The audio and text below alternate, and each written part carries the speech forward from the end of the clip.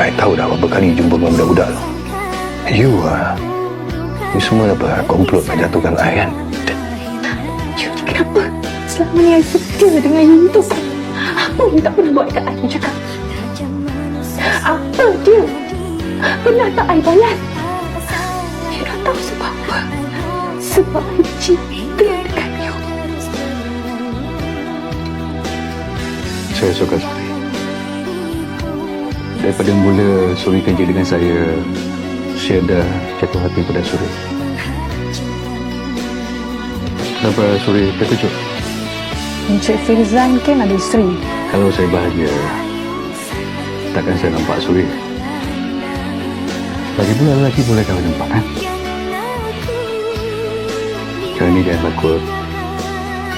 Suri ada saya. Apa yang berlaku seterusnya terpulang kepada anda. Elevate. Layari pautan di profil.